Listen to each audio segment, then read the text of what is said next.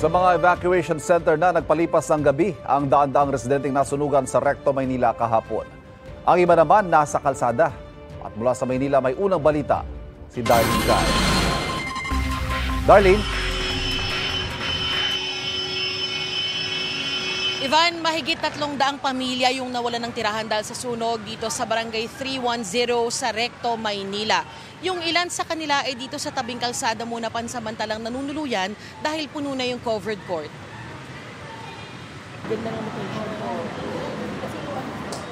Nagulat na lang daw si Nanay Victoria nang mabilis na lumaki at kumalat ang apoy sa mga bahay rito sa Barangay 310 Recto, Maynila kahapon.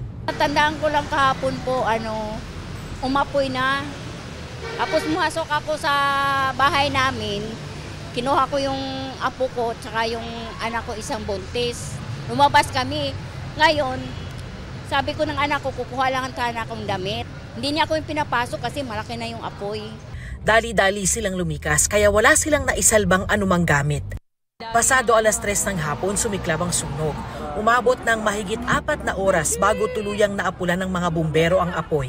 Sa ngayon, kasama si Nanay Victoria sa mga pamilyang pansamantalang tumutuloy sa mga modular tent na nakasetup sa tabing kalsada ng Recto Avenue. Pinano kami doon sa barangay. Sobrang dami, mainit. Pinili namin dito kami tumambay sa labas.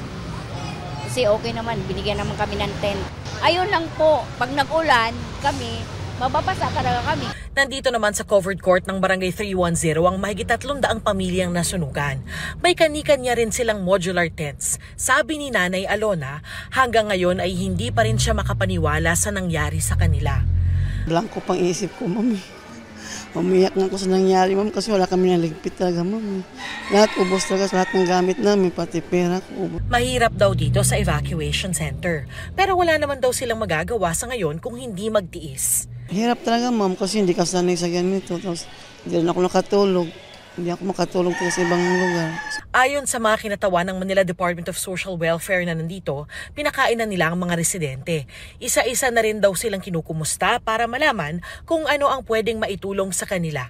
Humingi sana kami ng tulong, mapatayan ang bahay namin. Makabalik kami kaagad.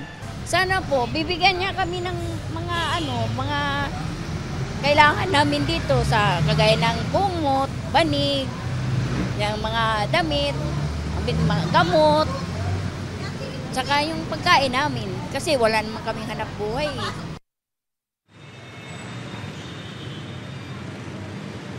Ivan, kasama sa naapektuhan ng sunog yung linya ng kuryente, kaya yung ilang bahay at establishmento dito sa kahabaan ng Recto Avenue ay wala pa rin kuryente sa ngayon. Samantala, kung kahapon na naapektuhan yung operasyon ng Recto Station ng LRT2, ngayon naman po ay back to normal na, tuloy-tuloy na nakakasakay yung mga pasahero.